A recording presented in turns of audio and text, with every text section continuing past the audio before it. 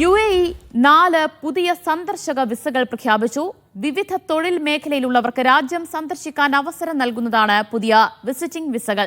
UAEയിൽ താമസിക്കവേ വിധവകളും വിവാഹമോചിതരുമാകുന്ന വനിതകൾക്ക് 1 വർഷത്തെ താമസ വിസ അനുവദിക്കുമെന്ന് ICP അറിയിച്ചു. ആർട്ടിഫിഷ്യൽ ഇന്റലിജൻസ് രംഗത്തെ വിദഗ്ധർ, വിനോദ മേഖലയിൽ പ്രവർത്തിക്കുന്നവർ, ഇവന്റ് രംഗത്തുള്ളവർ, ആഡംബര കപ്പൽ, യോട്ട് എന്നീ മേഖലയിൽ പ്രവർത്തിക്കുന്നവർക്കാണ് പുതിയ സന്ദർശക വിസ നൽകുക. UAEയിൽ താമസിക്കവേ ഭർത്താവ് മരിച്ച സ്ത്രീകൾ, വിവാഹമോചനം നേടിയ വനിതകൾ എന്നിവർക്ക് 1 വർഷത്തെ താമസ വിസ നൽകും. ഇത് 1 വർഷത്തേക്ക് നീട്ടാനും കഴിയും. UAEയിൽ റെസിഡന്റ് വിസയുള്ള പ്രവാസികൾക്ക് അവരുടെ ശമ്പളത്തിന്റെ അടിസ്ഥാനത്തിൽ അടുത്ത ബന്ധുക്കളെ മുതൽ സുഹൃത്തുക്കളെ വരെ സന്ദർശക വിസയിൽ കൊണ്ടുവരാൻ സൗകര്യമുണ്ടാകുമെന്ന് ICP അറിയിച്ചു. UAEയിലെ ബിസിനസ് സാധ്യത പഠിക്കാൻ അനുവദിക്കുന്ന ബിസിനസ് എക്സ്പ്ലോറേഷൻ വിസയ്ക്ക് അപേക്ഷകരുടെ സാമ്പത്തിക ഭദ്രത കൂടി മാനദണ്ഡമായിരിക്കും. UAEയിൽ പുതിയ സ്ഥാപനം ആരംഭിക്കാനുള്ള സാമ്പത്തിക അടിത്തറ, രാജ്യത്തിന് പുറത്തുള്ള കമ്പനിയിലെ ഓഹരി ഉടമസ്ഥാവകാശം അല്ലെങ്കിൽ പ്രൊഫഷണൽ പരിചയം എന്നിവ ആവശ്യമാണ്. Media 1 Dubai. സൗദിയിൽ സന്ദർശക വിസയിലെത്തുന്നവർക്ക് ബാങ്ക് അക്കൗണ്ടുകൾ അനുവദിക്കാൻ നീക്കം. ഇതിനായുള്ള അനുമതി സൗദി സെൻട്രൽ ബാങ്ക് നൽകിയിട്ടുണ്ട്. ബാങ്ക് അക്കൗണ്ട് തുറക്കാനുള്ള പ്രത്യേക ID കാർഡ് ആഭ്യന്തര മന്ത്രാലയമാണ് നൽകുക. നിലവിൽ സൗദിയിൽ സന്ദർശന വിസയിലെത്തുന്നവർക്ക് സ്വന്തമായി ബാങ്ക് അക്കൗണ്ട് തുറക്കാൻ കഴിയില്ല. ഈ നിയമത്തിലാണ് പരിഷ്കരണം. സന്ദർശക വിസയിലെത്തുന്നവർക്ക് ബാങ്ക് അക്കൗണ്ടുകൾ അനുവദിക്കാനാണ് നീക്കം. ഇതിനായുള്ള അനുമതി സൗദി സെൻട്രൽ ബാങ്ക് നൽകിയിട്ടുണ്ട്. വിസിറ്റർ ID അല്ലെങ്കിൽ സന്ദർശക തിരിച്ചറിയൽ രേഖ ഉപയോഗിച്ചായിരിക്കും അക്കൗണ്ട് ഓപ്പൺ ചെയ്യാൻ കഴിയുക. ആഭ്യന്തര മന്ത്രാലയമാണ് തിരിച്ചറിയൽ രേഖ നൽകുക. ബാങ്ക് സേവനം ലളിതമാക്കുക, സാമ്പത്തിക ഒഴുക്ക് വർദ്ധിപ്പിക്കുക, ഡിജിറ്റൽ മാറ്റങ്ങൾക്ക് പിന്തുണ നൽകുക, ഉപഭോക്തൃ അനുഭവം മെച്ചപ്പെടുത്തുക തുടങ്ങിയവയുടെ ഭാഗമായാണ് നീക്കം. നിലവിൽ സൗദി സെൻട്രൽ ബാങ്ക് വിസിറ്റ് വിസക്കാർക്ക് അക്കൗണ്ടുകൾ തുറക്കാനുള്ള അനുമതി നൽകിയിട്ടുണ്ട്. ഇതിനായുള്ള കൃത്യമായ മാർഗനിർദ്ദേശങ്ങൾ ഇറങ്ങും. ഇതിനു പിന്നാലെയാകും നടപടികൾ പൂർത്തിയാക്കാനാവുക. Vishal Cherpulassery, media 1, Riyadh. സൗദിയിൽ US പ്രസിഡന്റ് ഡൊണാൾഡ് ട്രംപിന്റെ ഉടമസ്ഥതയിലുള്ള ട്രംപ് പ്ലാസ നിർമ്മാണത്തിന് തുടക്കമാകുന്നു. നിർമ്മാണം പൂർത്തിയാകുമ്പോൾ ലോകത്തിലെ ആഡംബര വ്യാപാര സാംസ്കാരിക കേന്ദ്രമായി പ്ലാസ മാറും. ജിദ്ദയിലെ കോർണിഷിലാണ് നിർമ്മാണം. നേരത്തെ പ്രഖ്യാപിച്ച ട്രംപ് ടവറിന് പുറമെയാണ് പുതിയ പ്ലാസ. ജിദ്ദയിൽ ഡൊണാൾഡ് ട്രംപിന്റെ ഉടമസ്ഥതയിലുള്ള 2ാമത്തെ മെഗാ പദ്ധതിയാണ് പ്രഖ്യാപിച്ചത്. $200 കോടി ചിലവിൽ ട്രംപ് ടവർ കഴിഞ്ഞ വർഷം പ്രഖ്യാപിച്ചിരുന്നു. ഇതിന് പിന്നാലെയാണ് 28,000 ചതുരശ്ര മീറ്റർ വിസ്തൃതിയിൽ ട്രംപ് പ്ലാസ നിർമ്മിക്കുന്നത്. $100 കോടി ചിലവിലാണ് ആഡംബര വ്യാപാര സാംസ്കാരിക കേന്ദ്രത്തിന്റെ നിർമ്മാണം. ആധുനിക താമസ സൗകര്യങ്ങൾ, സർവീസ് അപ്പാർട്ട്മെന്റുകൾ, ഗ്രേഡ് A ഓഫീസുകൾ, എക്സ്ക്ലൂസീവ് ടൗൺ ഹൗസുകളുമാണ് ജിദ്ദ ട്രംപ് പ്ലാസയുടെ ആകർഷണം. ന്യൂയോർക്കിലെ സെൻട്രൽ പാർക്കിന്റെ മാതൃകയിൽ ഹരിത മേഖലയും ഒരുക്കും. ജിദ്ദയിലെ റെഡ് സീ മാളിന്റെ സമീപം കോർണിഷിലാണ് ട്രംപ് പ്ലാസ. ട്രംപ് ഓർഗനൈസേഷനും ദാർ ഗ്ലോബൽ റിയൽ എസ്റ്റേറ്റ് ഡെവലപ്മെന്റും ചേർന്നാണ് 2 പദ്ധതികളും നടപ്പാക്കുന്നത്. സൗദി അറേബ്യയെ ആഗോള നിക്ഷേപ ഹബ്ബായി മാറ്റുന്ന പ്രധാന ചുവടായി പദ്ധതി മാറും. Sabith Saleem, media 1, Jeddah. ഒമാനിൽ ഓൺലൈൻ തട്ടിപ്പുകൾ വർദ്ധിക്കുന്നുവെന്നും ജാഗ്രത പാലിക്കണമെന്നും അധികൃതർ. സാങ്കേതികവിദ്യയിലെ പുരോഗതിയുടെ അടിസ്ഥാനത്തിൽ കുറ്റവാളികൾ കൂടുതൽ സങ്കീർണമായ തന്ത്രങ്ങളാണ് പ്രയോഗിക്കുന്നത്. ബാങ്കിംഗ് വിശദാംശങ്ങൾ ആവശ്യപ്പെട്ടുള്ള തട്ടിപ്പുകളിൽ വീണു പോകുന്നവർ ഇപ്പോഴുമുണ്ടെന്നും റോയൽ ഒമാൻ പോലീസ് പറയുന്നു. രാജ്യത്ത് ഓൺലൈൻ തട്ടിപ്പുകൾ വർദ്ധിച്ചുവരുന്ന സാഹചര്യത്തിൽ ജാഗ്രത പാലിക്കണമെന്ന് മുന്നറിയിപ്പ് നൽകുകയാണ് അധികൃതർ. വാങ്ങലും വിൽപ്പനയും സുഗമമാക്കുമെന്ന് അവകാശപ്പെടുന്ന ലൈസൻസ് ഇല്ലാത്ത വെബ്സൈറ്റുകൾ വഴിയാണ് ഈ തട്ടിപ്പുകളിൽ പലതും വ്യാപകമായി നടക്കുന്നത്. സാങ്കേതിക വിദ്യക്കൊപ്പം തട്ടിപ്പ് കേസുകളും വർദ്ധിച്ചുകൊണ്ടിരിക്കുകയാണ്. 2022 2378 കേസുകൾ റിപ്പോർട്ട് ചെയ്തപ്പോൾ 2023 3163 കേസുകളാണ് റിപ്പോർട്ട് ചെയ്തത്. 2024 5311 കേസുകളും രജിസ്റ്റർ ചെയ്തു. കഴിഞ്ഞ 3 വർഷത്തിനുള്ളിൽ ആകെ 10,852 കേസുകളാണ് റിപ്പോർട്ട് ചെയ്തത്. വ്യാജ ഓൺലൈൻ അക്കൗണ്ടുകളും വെബ്സൈറ്റുകളും ചാരിറ്റബിൾ സംഘടനകളായി വേഷമിടുന്നുണ്ട്. അത്തരം തട്ടിപ്പുകൾ ദശലക്ഷക്കണക്കിന് റിയാലുകൾ തട്ടിയെടുത്തിട്ടുമുണ്ട്. ഫണ്ടുകൾ ഉദ്ദേശിച്ച ഗുണഭോക്താക്കളിലേക്ക് എത്തുന്നുവെന്ന് ഉറപ്പാക്കാൻ അംഗീകൃത ചാരിറ്റബിൾ സ്ഥാപനങ്ങൾ വഴി മാത്രം സംഭാവന നൽകണമെന്നും റോയൽ ഒമാൻ പോലീസ് ഓർമ്മപ്പെടുത്തുന്നു. കുറഞ്ഞ വിലക്ക് ഫാമുകളും അപ്പാർട്ട്മെന്റുകളും ഉൾപ്പെടെയുള്ള റിയൽ എസ്റ്റേറ്റ് പരസ്യങ്ങൾ സോഷ്യൽ മീഡിയയിൽ വർദ്ധിച്ചിട്ടുണ്ട്.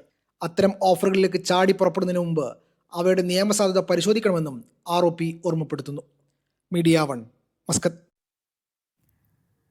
റാസൽ ഖൈമയിൽ പറക്കും ടാക്സി സേവനം പ്രഖ്യാപിച്ചു. 2027 സർവീസ് ആരംഭിക്കും. ഇതിനായി റാക് ട്രാൻസ്പോർട്ട് അതോറിറ്റി ധാരണാപത്രത്തിൽ ഒപ്പുവെച്ചു. റാസൽഹൈമ ഭരണാധികാരി ഷെയ്ഖ് സൗദ് ബിൻ സക്കർ അൽ കാസിമിയുടെ സാന്നിധ്യത്തിലാണ് പറക്കും ടാക്സി സർവീസിനായുള്ള ധാരണാപത്രം ഒപ്പുവെച്ചത്. അമേരിക്കയിലെ ജോബി ഏവിയേഷൻ, UK-യിലെ സ്കൈപോർട്സ് ഇൻഫ്രാസ്ട്രക്ചർ എന്നീ സ്ഥാപനങ്ങളുമായാണ് കരാർ. പദ്ധതി യാഥാർത്ഥ്യമാകുന്നതോടെ ദുബൈ വിമാനത്താവളത്തിൽ നിന്ന് റാസൽഹൈമ അൽമർജാൻ ദ്വീപിലേക്കുള്ള യാത്രാസമയം 15 മുതൽ 18 വരെ മിനിറ്റായി കുറയും. റാസൽഹൈമയിലെ പ്രധാന വിനോദ കേന്ദ്രങ്ങളെ ബന്ധിപ്പിച്ചായിരിക്കും പറക്കും ടാക്സികളുടെ സർവീസ്. റാക്ക് വിമാനത്താവളം, അൽമർജാൻ ഐലൻഡ്, ജസീറ അൽഹംറ, ജബൽ ജയ്സ് എന്നീ 4 കേന്ദ്രങ്ങളിലാണ് പറക്കും ടാക്സികൾക്ക് ഇറങ്ങാനും യാത്ര പുറപ്പെടാനുമുള്ള വെർട്ടിപ്പോർട്ടുകൾ നിർമ്മിക്കുക. മീഡിയ 1 റാസൽഹൈമ. എയർ ഇന്ത്യ എക്സ്പ്രസ് സർവീസുകൾ നിർത്തലാക്കിയതിനെതിരെ കുവൈറ്റിലെ പ്രവാസി സംഘടനകൾ പ്രതിഷേധവുമായി രംഗത്ത്. ശൈത്യകാല ഷെഡ്യൂളിൽ കോഴിക്കോട്, കണ്ണൂർ റൂട്ടുകളിലെ സർവീസുകൾ നിർത്തലാക്കുമെന്ന് കമ്പനി കഴിഞ്ഞ ദിവസം പ്രഖ്യാപിച്ചിരുന്നു. പുതിയ തീരുമാനം പ്രധാനമായും മലബാർ മേഖലയിലെ യാത്രക്കാരെ ബാധിക്കും. കോഴിക്കോട്, കണ്ണൂർ വിമാനത്താവളങ്ങളിലേക്ക് നേരിട്ട് സർവീസ് ലഭിച്ചിരുന്ന പ്രവാസികൾക്ക് ഇനി കണക്ഷൻ വിമാനങ്ങളെയാണ് ആശ്രയിക്കേണ്ടത്. വൈകി പറക്കലും റദ്ദാക്കലും പതിവായിരുന്നുവെങ്കിലും സർവീസുകൾ പൂർണ്ണമായും അവസാനിപ്പിക്കുന്നത് ഇതാദ്യമാണ്. സർവീസുകൾ നിർത്തലാക്കിയ നടപടി പ്രവാസികൾക്ക് നിരാശയുണ്ടാക്കിയെന്ന് വിവിധ സംഘടനകൾ വ്യക്തമാക്കി. സൗദിയിലെ മികച്ച നഗരങ്ങളിൽ ഒന്നാമതായി ജിദ്ദ. ജീവിത നിലവാര സൂചികയിലാണ് നേട്ടം. അറബ് ലോകത്ത് 1-ാം സ്ഥാനം മസ്കറ്റിനാണ്. നുംപിയോ ഓൺലൈൻ സൂചിക പ്രസിദ്ധീകരിച്ച റിപ്പോർട്ടിലാണ് നേട്ടം. സുരക്ഷ, ആരോഗ്യം, അടിസ്ഥാന സൗകര്യ വികസനം, ആധുനിക പൊതുസൗകര്യങ്ങൾ എന്നിവ കണക്കാക്കിയാണ് റിപ്പോർട്ട്. സൗദി അറേബ്യയിലെ ജീവിത നിലവാര സൂചികയിൽ ജിദ്ദയാണ് 1-ാം സ്ഥാനത്ത്. അറബ് ലോകത്ത് 2-ാം സ്ഥാനവും. ഒമാനിലെ മസ്കത്താണ് 1-ാമത്. വൃത്തിയും ആധുനിക സൗകര്യങ്ങളോടെയുള്ള കടൽ തീരം, പാർക്കുകൾ, കളിസ്ഥലങ്ങൾ, വിശ്രമ കേന്ദ്രങ്ങൾ എന്നിവ നേട്ടത്തിന് കാരണമായി. അൽസജ പാർക്ക്, പ്രിൻസ് മാജിദ് പാർക്ക് ഉൾപ്പെടെ 445 പാർക്കുകൾ നഗരസഭയുടെ കീഴിൽ നിർമ്മിച്ചിട്ടുണ്ട്. 1,30,000 ചതുരശ്ര മീറ്റർ വിസ്തൃതിയുള്ള പ്രിൻസ് മാജിദ് പാർക്ക് ആധുനിക സൗകര്യങ്ങളോടെയുള്ള കുടുംബങ്ങളുടെ ഒത്തുചേരൽ കേന്ദ്രമായി മാറി. കാൽനടപ്പാതകളും ആധുനിക ലൈറ്റിംഗ് സംവിധാനങ്ങളും ഇതിന് കാരണമായി. മികച്ച മാലിന്യ നിർമ്മാർജ്ജനവും ജിദ്ദയുടെ പ്രത്യേകതയായി റിപ്പോർട്ടിൽ പറയുന്നു. Sabith Saleem, media 1, Jeddah. കുവൈറ്റിൽ ആരാധനാലയങ്ങളെ ലക്ഷ്യമിട്ട് ഭീകരാക്രമണം നടത്താൻ പദ്ധതിയിട്ട നിരോധിത ഗ്രൂപ്പിലെ ഒരാളെ പോലീസ് അറസ്റ്റ് ചെയ്തു. ഇയാളുടെ വസതിയിൽ നടത്തിയ പരിശോധനയിൽ സ്ഫോടക വസ്തുക്കൾ നിർമ്മിക്കാൻ ഉപയോഗിക്കുന്ന നിരവധി ഉപകരണങ്ങളും സാമഗ്രികളും കണ്ടെത്തിയതായി ആഭ്യന്തര മന്ത്രാലയം അറിയിച്ചു. രാജ്യത്തിന്റെ സുരക്ഷയെ ദുർബലപ്പെടുത്താൻ ശ്രമിക്കുന്നവരെ കർശനമായി നേരിടുമെന്ന് മന്ത്രാലയം മുന്നറിയിപ്പ് നൽകി.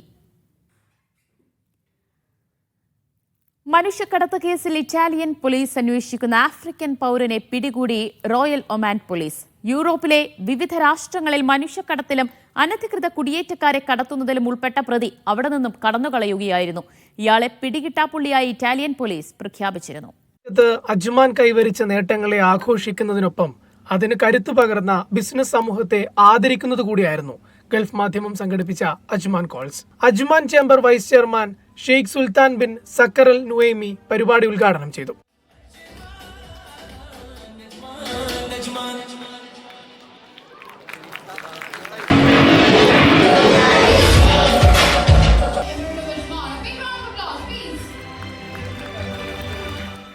അജ്മാൻ പോലീസ് മുൻ മേധാവിയും രാജകുടുംബാംഗവുമായ ഷെയ്ഖ് മുഹമ്മദ് സയ്യിദ് അൽ നുയേമി ഉൾപ്പെടെ നിരവധി പ്രമുഖരാണ് ചടങ്ങിൽ അതിഥികളായെത്തിയത്. സംരംഭത്തിന്റെ ഭാഗമായി ഗൾഫ് മാധ്യമം പുറത്തിറക്കിയ അജ്മാൻ കോൾസ് പ്രത്യേക സുവനീർ പ്രകാശനവും നടന്നു. ഗൾഫ് മാധ്യമം നടത്തുന്ന ഏറ്റവും വലിയ ബിസിനസ്സുകാർക്ക് വേണ്ടി നടത്തുന്ന ഒരു പ്രോഗ്രാമായിരുന്നു അജ്മാൻ കോൾസ്. അജ്മാൻ കോൾസ് ശരിക്കും പറഞ്ഞു കഴിഞ്ഞാൽ ഒരു തുടക്കമാണ്. ഇതിവിടെ തീരുന്നില്ല. ഞങ്ങൾ ഞങ്ങളുടെ പ്രോഗ്രാംസുമായിട്ട് മുന്നോട്ട് പോവുകയാണ്. ഇതിനുശേഷം അജ്മാനിൽ തന്നെ വിവിധ സ്വഭാവത്തിലുള്ള പരിപാടികളുമായിട്ട് ഗൾഫ് മാധ്യമം തിരിച്ചു വരികയാണ്. അപ്പോൾ ഈ അജ്മാൻ കോൾസ് ശരിക്കും പറഞ്ഞൊരു വലിയ ഒരു ആഘോഷ പരിപാടികളുടെ ബിസിനസ്സുകളുടെ സാധ്യതകൾ പരിശോധിക്കുന്ന ഒരുപാട് സാധ്യതകളുടെ തുടക്കമാണ് അജ്മാൻ കോൾസ്. അജ്മാന്റെ വികസന യാത്രയിൽ പിന്തുണയും കരുത്തും പകർന്ന പ്രവാസികളായ ബിസിനസ് പ്രമുഖർ ചടങ്ങിൽ ആദരമേറ്റുവാങ്ങി. ഒപ്പം മെന്റലിസ്റ്റ് ആദിയുടെ പ്രകടനവും സംഗീത പരിപാടികളും ചടങ്ങിന് മാറ്റേകി. Gulf Madhyamam Middle East operations മേധാവി Muhammad Saleem Ambalan, Madhyamam business solutions global head Muhammad Rafeeq തുടങ്ങിയവർ ചടങ്ങിൽ പങ്കെടുത്തു. Media 1 Ajman. ദുബൈയിൽ ചൂട് കുറഞ്ഞതോടെ വീണ്ടും സജീവമാകാനൊരുങ്ങി വിനോദസഞ്ചാര കേന്ദ്രങ്ങൾ. ഗ്ലോബൽ വില്ലേജ്, മിറാക്കിൾ ഗാർഡൻ ഉൾപ്പെടെയുള്ള കേന്ദ്രങ്ങൾ വരും ദിവസങ്ങളിൽ വീണ്ടും തുറക്കും. മറ്റൊരു തണുപ്പുകാലം എത്തുന്നതോടെ ലോകമെമ്പാടുമുള്ള കൂടുതൽ സഞ്ചാരികളെ വരവേൽക്കാനൊരുങ്ങുകയാണ് ലോകത്തിന്റെ ടൂറിസ്റ്റ് ഹബ്ബ്. വേനൽ കനക്കുമ്പോൾ അടക്കുന്ന ദുബൈയിലെ വിനോദ കേന്ദ്രങ്ങളാണ് തണുപ്പിന്റെ വരവറിയിച്ചതോടെ വീണ്ടും തുറക്കുന്നത്. പൂക്കളാൽ അത്ഭുതം തീർക്കുന്ന മിറാക്കിൾ ഗാർഡൻ നാളെ മുതൽ സന്ദർശകർക്ക് വിസ്മയം തീർക്കും. UAEയിൽ തന്നെ ഏറ്റവും അധികം ആളുകൾ സന്ദർശിക്കുന്ന ഗ്ലോബൽ വില്ലേജിന്റെ 30ാം സീസൺ ഒക്ടോബർ 15-ന് ആരംഭിക്കും. ദുബൈ സഫാരി പാർക്ക് ഒക്ടോബർ 14-നാണ് വീണ്ടും തുറക്കുന്നത്. ലോകമെമ്പാടുമുള്ള വ്യത്യസ്ത മൃഗങ്ങളെ ഉൾക്കൊള്ളുന്ന ഏറ്റവും പ്രധാന ആകർഷണങ്ങളിൽ ഒന്നാണ് സഫാരി പാർക്ക്. ഇതിന്റെ 7ാം സീസണാണ് കൊടിയേറുക. നഗരത്തിന്റെ പ്രധാന സൗന്ദര്യങ്ങളിൽ ഒന്നായ ദുബൈ ഫൗണ്ടൻ ഒക്ടോബർ 1-ന് തുറക്കും. ബുർജ് ഖലീഫയോട് ചേർന്ന വിസ്മയങ്ങളിൽ ഒന്നാണ് ദുബൈ ഫൗണ്ടൻ. കഴിഞ്ഞ ഏപ്രിൽ 14-നാണ് അവസാന ഷോക്ക് ശേഷം ഫൗണ്ടൻ നവീകരണ പ്രവർത്തനങ്ങൾക്കായി അടക്കുന്നത്. കൂടുതൽ മികച്ച water choreography, lighting, sound system എന്നിവ സ്ഥാപിച്ച ശേഷം സന്ദർശകരെ അമ്പരപ്പിക്കുന്നതാകും മുഖം മാറിയുള്ള പുതിയ വരവ്. ദുബൈയുടെ മലയോര പ്രദേശമായ ഹത്തയിലെ വാദി ഹബ്ബ് വീണ്ടും തുറന്നു കഴിഞ്ഞു. തണുപ്പ് ആരംഭിക്കുന്നതോടെയാണ് ദുബൈയിൽ ഏറ്റവും അധികം സഞ്ചാരികൾ എത്തുന്നത്. കഴിഞ്ഞ വർഷം 19 മില്യണോളം സന്ദർശകരാണ് ദുബൈയിലെത്തിയത്. ഓരോ വർഷവും സഞ്ചാരികളുടെ എണ്ണത്തിൽ ഗണ്യമായ വർധനവാണ് രേഖപ്പെടുത്തുന്നത്. ശൈത്യം എത്തുന്നതോടെ ദുബൈ കൂടുതൽ സഞ്ചാരികളെ വരവേൽക്കാനുള്ള തയ്യാറെടുപ്പിലാണ്. Media 1 Dubai. ഇന്നു മുതൽ ബുധനാഴ്ച വരെ കുവൈറ്റിൽ സജീവമായ കാറ്റ് തുടരുമെന്ന് കാലാവസ്ഥാ വകുപ്പ് അറിയിച്ചു. വടക്കു പടിഞ്ഞാറ് നിന്ന് വരുന്ന ഉയർന്ന മർദ്ദ സംവിധാനമാണ് കാറ്റിന് കാരണമാകുന്നത്. കടലിൽ തിരമാലയും ഉയർന്നേക്കും. ബുധനാഴ്ച വൈകുന്നേരത്തോടെ കാലാവസ്ഥ മെച്ചപ്പെടുകയും സ്ഥിരത കൈവരിക്കുമെന്നുമാണ് പ്രവചനം. Indian business and professional council Kuwait Indian ambassador doctor Adarsh സ്വീക്കിക്കും ഭാര്യ വന്ദന സ്വീക്കിക്കും യാത്രയയപ്പ് നൽകി. ഇന്ത്യ കുവൈറ്റ് ബന്ധം ശക്തിപ്പെടുത്തുന്നതിലും കുവൈറ്റുകളുമായുള്ള ആത്മബന്ധം വളർത്തുന്നതിലും വ്യാപാര സാംസ്കാരിക ഇടപെടലുകൾക്ക് പുതുവഴികൾ തുറന്നതിലും ഡോക്ടർ ആദർശ് സ്വീക്ക് നൽകിയ പ്രോത്സാഹനവും പിന്തുണയും IBPC അനുസ്മരിച്ചു. കേരളത്തിന് എയിംസ് അനുവദിക്കാത്തത് തികച്ചും പ്രതിഷേധാർഹമായ നടപടിയെന്ന് മുൻ ആരോഗ്യമന്ത്രി KK ശൈലജ. ലോകത്തിലെ ഏറ്റവും മെച്ചപ്പെട്ടതാണ് കേരളത്തിലെ പൊതുജനാരോഗ്യ ശൃംഖല. കേരളം രൂപീകൃതമായത് മുതലുള്ള സർക്കാരുകളുടെ ശ്രമങ്ങളാണ് നേട്ടത്തിന് കാരണമെന്നും KK ശൈലജ പറഞ്ഞു. ഹ്രസ്വ സന്ദർശനാർത്ഥം സൗദിയിലെ ദമാമിലെത്തിയതായിരുന്നു KK Shailaja. Dammam media forum സംഘടിപ്പിച്ച മീറ്റ് ദ പ്രസ് പരിപാടിയിൽ പങ്കെടുത്ത് സംസാരിക്കുകയായിരുന്നു KK ശൈലജ ടീച്ചർ. കേരളത്തിന് എയിംസ് അനുവദിക്കുന്നതിൽ കേന്ദ്രം തുടരുന്ന അവഗണന പ്രതിഷേധാർഹമാണ്. എയിംസ് നമുക്ക് കേന്ദ്രം തരാത്തത് തികച്ചും പ്രതിഷേധാർഹമാണ്. കാരണം ഞാൻ മന്ത്രിയായിരുന്നപ്പോൾ ആദ്യം കേന്ദ്ര ആരോഗ്യമന്ത്രി JP നഡ്ഡ സാറായിരുന്നു. 3 തവണ എയിംസിന് വേണ്ടി മാത്രം ഞാൻ അദ്ദേഹത്തെ കണ്ടിട്ടുണ്ട്. അദ്ദേഹം വളരെ സന്തോഷത്തോടെ വിളിച്ചിരുത്തി കാപ്പിയൊക്കെ തന്ന് എന്നിട്ട് പറയും തരും. അപ്പോൾ ഞാൻ പറഞ്ഞു സാർ ഇത് ഞങ്ങൾ ചോദിച്ചതിന് ശേഷം ചോദിച്ചിട്ടുള്ള ഇപ്പോൾ തമിഴ്നാടിൻ്റെ മധുരയിൽ കൊടുത്തു, നിങ്ങൾ അവിടെ മണിപ്പൂർ ആ മേഖലയിൽ എവിടെയോ നോർത്ത് ഈസ്റ്റ് അവിടെ കൊടുത്തു, കേരളത്തിന് മാത്രം തരുന്നില്ല. It is in a phased manner. Madam I will give you AIIMS. അവസാനം ഞാൻ ചോദിച്ചു സാർ ഇത് പൊളിറ്റിക്സ് അല്ലേ ഇതിൻ്റെ പിന്നിലും ചോദിച്ചു. അപ്പോൾ അദ്ദേഹം ചിരിച്ചു. No no no no no we will give you, we will allot AIIMS for you എന്ന് പറഞ്ഞു. കേരളത്തിന്റെ പൊതുജനാരോഗ്യ ശൃംഖല ലോകത്തിൽ ഏറ്റവും മികച്ചതാണെന്നും ടീച്ചർ അവകാശപ്പെട്ടു. കേരളത്തിലെ ആരോഗ്യരംഗം, പ്രത്യേകിച്ച് പബ്ലിക് ഹെൽത്താണ് ഞാൻ പറയുന്നത്, പൊതുജനാരോഗ്യ രംഗം, അത് ഇന്ന് ലോകത്തിൽ എല്ലാവരെയും അത്ഭുതപ്പെടുത്തുന്ന ഒന്നായിട്ട് വളർന്നിട്ടുണ്ട്. അതൊരു ദിവസം കൊണ്ടുണ്ടായതല്ല, ഏതാനും വർഷങ്ങൾ കൊണ്ടുമല്ല. നമ്മൾ കേരളമായിട്ട് രൂപം കൊണ്ട് 56-ലാണല്ലോ. 57 തെരഞ്ഞെടുപ്പ് നടന്നു. ആദ്യത്തെ മന്ത്രിസഭ M ശങ്കരൻ നമ്പൂതിരിപ്പാടിൻ്റെ നേതൃത്വത്തിലാണ് വന്നത്. ആ മന്ത്രിസഭ മുതൽ തുടങ്ങിയ പരിഷ്കാരങ്ങളാണ് കേരളത്തിന്റെ പൊതുജനാരോഗ്യ ശൃംഖലയെ ഇത്ര മെച്ചപ്പെടുത്തിയത്. കണ്ണൂർ വിമാനത്താവളത്തിന് പോയിന്റ് ഓഫ് കോൾ പദവി അനുവദിക്കുന്നതിലും കേന്ദ്രം രാഷ്ട്രീയം കളിക്കുകയാണ്. എയർ ഇന്ത്യ എക്സ്പ്രസ്, ഇൻഡിഗോ വിമാനങ്ങളുടെ സർവീസുകൾ വെട്ടിച്ചുരുക്കിയ നടപടി അറിയില്ല. വിമാന കമ്പനികളുമായി ബന്ധപ്പെട്ട് സാധ്യമായതെല്ലാം ചെയ്യുമെന്നും ടീച്ചർ ഉറപ്പു നൽകി. ദമ്മാം മീഡിയ ഫോറം ഭാരവാഹികളായ സാജിദ് ആറാട്ടുപുഴ, നൌഷാദ് ഇരിക്കൂർ, പ്രവീൺ വല്ലത്ത് എന്നിവർ പങ്കെടുത്തു. Media 1 Dammam. കേരളത്തിന്റെ വികസന തുടർച്ചയ്ക്കായി 3ാം തവണയും ഇടതുപക്ഷ ജനാധിപത്യ മുന്നണിയാണ് അധികാരത്തിൽ വരികയെന്ന് KK ശൈലജ. കലാ കുവൈറ്റ് സംഘടിപ്പിച്ച വിളംബര സമ്മേളനത്തിൽ സംസാരിക്കുകയായിരുന്നു അവർ. അബ്ബാസിയ സെൻട്രൽ സ്കൂളിൽ നടന്ന സമ്മേളനത്തിന് മാത്യു ജോസഫ് അധ്യക്ഷത വഹിച്ചു. നവംബർ 7-ന് നടക്കുന്ന കലയുടെ മെഗാ സാംസ്കാരിക മേള മേഘ് മൽഹാർ 2025-ന് മുന്നോടിയായാണ് പരിപാടി സംഘടിപ്പിച്ചത്. സൗദിയിൽ സ്കൂൾ ബസ്സുകൾ പ്രവർത്തിപ്പിക്കുന്നതിനുള്ള മാനദണ്ഡങ്ങൾ കർശനമാക്കി ജനറൽ ട്രാൻസ്പോർട്ട് അതോറിറ്റി. പ്രൈമറി തലം മുതൽ താഴോട്ടുള്ള വിദ്യാർത്ഥികളെ കൊണ്ടുപോകുന്ന ബസ്സുകളിൽ ആയമാർ നിർബന്ധം. 12 വർഷത്തിൽ കൂടുതൽ കാലപ്പഴക്കമുള്ള ബസ്സുകൾ സർവീസുകൾക്ക് ഉപയോഗിക്കാൻ കഴിയില്ല. സർവീസ് ആരംഭിക്കുന്നതിന് അതോറിറ്റിയുടെ 3 വർഷത്തിൽ കുറയാത്ത ലൈസൻസ് നേടിയിരിക്കണമെന്നും പുതിയ ചട്ടങ്ങളിൽ നിഷ്കർഷിക്കുന്നു. Saudi general transport authority director board അംഗീകരിച്ച പുതിയ ചട്ടങ്ങൾ പ്രാബല്യത്തിലായി. പ്രൈമറി ക്ലാസുകളിലും അതിന് താഴെയുള്ള വിദ്യാർത്ഥികളെ കൊണ്ടുപോകുന്ന ബസ്സുകളിൽ എസ്കോർട്ട് ഉണ്ടായിരിക്കണമെന്ന് പുതിയ ചട്ടങ്ങൾ അനുശാസിക്കുന്നു. 18 വയസ്സിൽ കുറയാത്തതും ക്രിമിനൽ പശ്ചാത്തലമില്ലെന്ന് സർട്ടിഫൈ ചെയ്ത ആളുമായിരിക്കണം ആയമാരായി ബസ്സുകളിൽ ഉണ്ടാവേണ്ടത്. ഇവർ വിദ്യാർത്ഥികളെ സഹായിക്കുകയും ബസ്സിലേക്ക് കയറുമ്പോഴും ഇറങ്ങുമ്പോഴും യാത്രയിലും കുട്ടികളുടെ സുരക്ഷ ഉറപ്പാക്കുകയും ചെയ്യണം.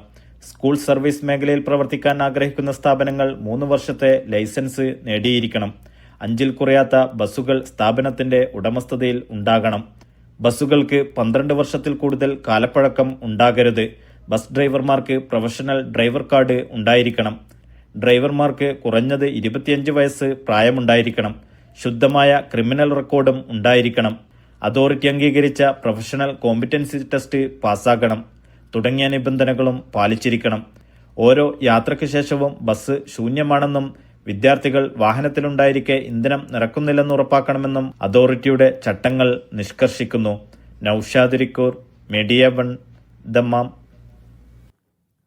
സൗദിയിലെ അൽ ഖസീമിൽ ഇഷൽ ബുറൈദ ഓണാഘോഷം സംഘടിപ്പിച്ചു. ഇതിന്റെ ഭാഗമായി ഒരുക്കിയ മെഗാ വടംവലി മത്സരത്തിൽ കനിവർ റിയാദ് ജേതാക്കളായി. പരിപാടിയിൽ നിരവധി പേർ പങ്കെടുത്തു. സംഘടനയുടെ സംരംഭമായ ട്രാക്കിന്റെ ഉദ്ഘാടനം വനിതാ കോർഡിനേറ്റർമാർ നിർവഹിച്ചു.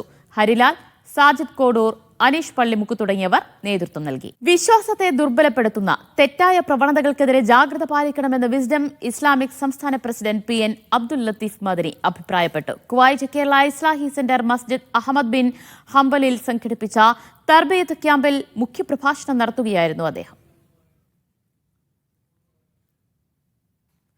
തണൽ കുവൈറ്റ് പ്രവാസി അസോസിയേഷന്റെ തണൽ പൊന്നോണം 2025 അബ്ബാസിയ സെൻട്രൽ സ്കൂളിൽ അരങ്ങേറി. അജ്മൽ വേങ്ങരയുടെ അധ്യക്ഷതയിൽ നാസർ മാൻ ഉദ്ഘാടനം നിർവഹിച്ചു.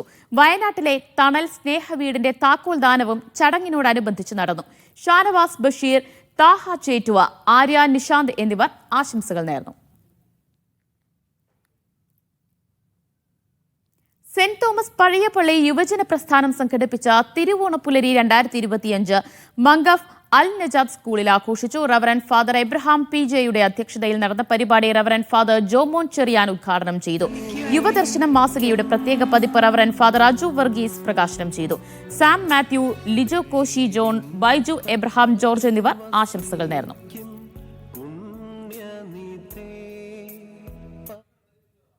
പ്രതിഭ കുവൈറ്റ് സംഘടിപ്പിക്കുന്ന പ്രതിഭ കഥായനം 2025 സാഹിത്യ സംഗമത്തിന്റെ ഒരുക്കങ്ങൾ ആരംഭിച്ചു. ഡിസംബർ 5-ന് കോഹിനൂർ ഇന്റർനാഷണലിൽ നടക്കുന്ന കഥായനത്തിൽ പ്രശസ്ത എഴുത്തുകാരൻ VJ ജെയിംസും R സുധീഷും മുഖ്യാതിഥികളാകും. ഫഹാഹിൽ വേദാസ് ഓഡിറ്റോറിയത്തിൽ ചേർന്ന യോഗത്തിന് പ്രേമൻ ഇല്ലത്ത് അധ്യക്ഷത വഹിച്ചു. ജവഹർ, ഷിബു ഫിലിപ്പ്, അഷ്റഫ് കാളത്തോട് എന്നിവർ നേതൃത്വം നൽകി. വിപുലമായ സംഘാടക സമിതി രൂപീകരിച്ച യോഗത്തിൽ സാഹിത്യ സാംസ്കാരിക പ്രവർത്തകരും പങ്കെടുത്തു. സൗദിയിൽ റിയാദ് സീസണിന്റെ ഭാഗമായ കോമഡി ഫെസ്റ്റിവലിൽ പങ്കെടുക്കാനായി ലോക പ്രശസ്ത കൊമേഡിയൻ കെവിൻ ഹാർട്ട് റിയാദിലെത്തി. ലോകത്തിലെ ഏറ്റവും വലിയ കോമഡി ഫെസ്റ്റിവലായിരിക്കും ഇത്. ജനറൽ എന്റർടൈൻമെന്റ് അതോറിറ്റിയുടെ നേതൃത്വത്തിലായിരിക്കും പരിപാടികൾ. റിയാദ് സീസൺ 6ാം പതിപ്പിന്റെ ഭാഗമായാണ് കോമഡി ഫെസ്റ്റിവൽ. ലോകത്തിലെ തന്നെ ഏറ്റവും വലിയ കോമഡി ഫെസ്റ്റിവൽ ആയിരിക്കും ഇത്. ഫെസ്റ്റ് ആരംഭിച്ചത് സെപ്റ്റംബർ 26-നാണ്. ഒക്ടോബർ 9 വരെയായിരിക്കും തുടരുക. റിയാദിലെ ബോളിവുഡ് സിറ്റിയിലായിരിക്കും വേദി. ഫെസ്റ്റിവലിൽ പങ്കെടുക്കാനായി ലോക പ്രശസ്ത കൊമേഡിയൻ കെവിൻ ഹാർട്ട് റിയാദിലെത്തി.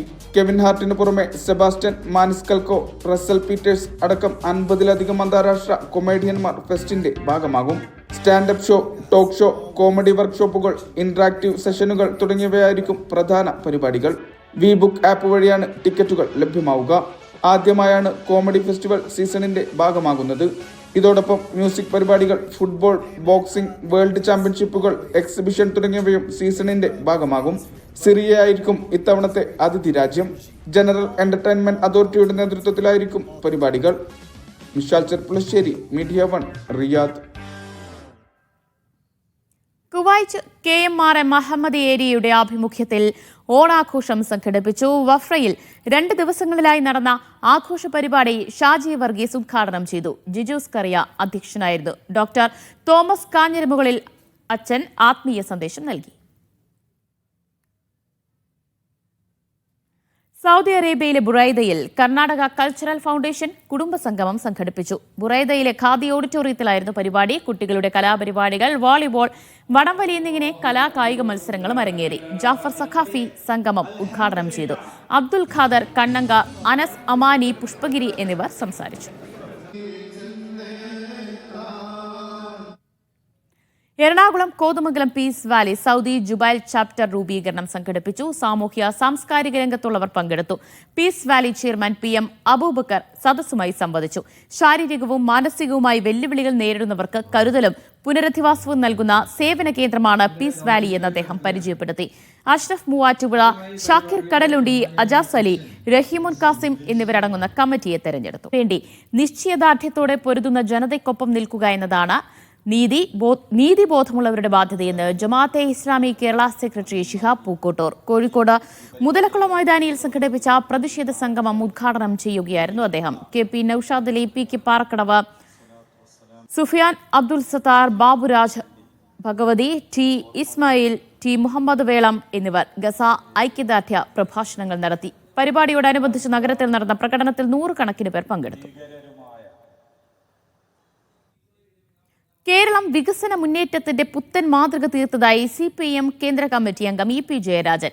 ബഹ്റൈൻ പ്രതിഭ സംഘടിപ്പിച്ച സീതാറാം യെച്ചൂരി, അഴീക്കോടൻ രാഘവൻ അനുസ്മരണ പരിപാടിയിൽ മുഖ്യപ്രഭാഷണം നടത്തുകയായിരുന്നു അദ്ദേഹം. പ്രതിഭ പ്രസിഡന്റ് ബിനു മണ്ണിൽ അധ്യക്ഷത വഹിച്ച ചടങ്ങിൽ ജനറൽ സെക്രട്ടറി മിജോഷ് മൊറാഴ, പ്രതിഭ മുഖ്യ രക്ഷാധികാരി P ശ്രീജിത്ത് എന്നിവർ സംസാരിച്ചു.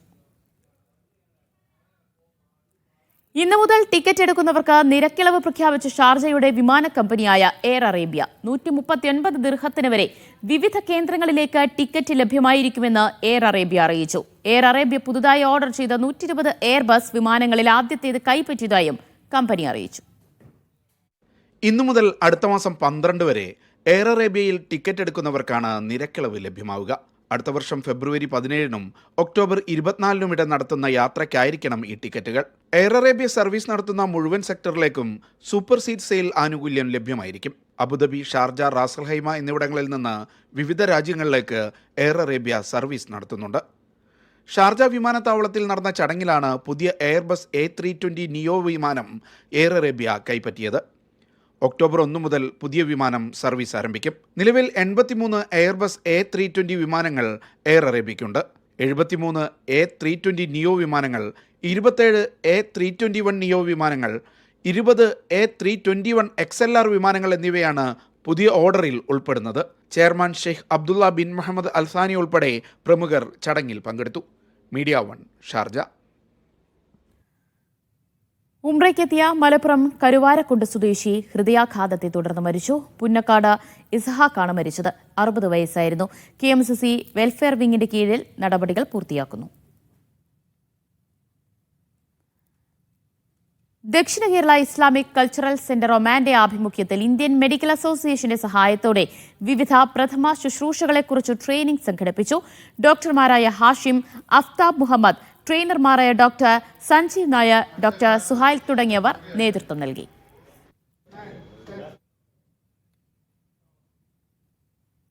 UAE-യിലെ മലയാളി നഴ്സുമാരുടെ കൂട്ടായ്മയായ എമിറേറ്റ്സ് മലയാളി നഴ്സസ് ഫാമിലിയുടെ നേതൃത്വത്തിൽ ഓണാഘോഷം സംഘടിപ്പിച്ചു. ഒരുമിച്ചോണം എന്ന പേരിൽ നടന്ന ചടങ്ങ് UAE-യിലെ മലയാളി നഴ്സുമാരുടെ സംഗമം കൂടിയായി.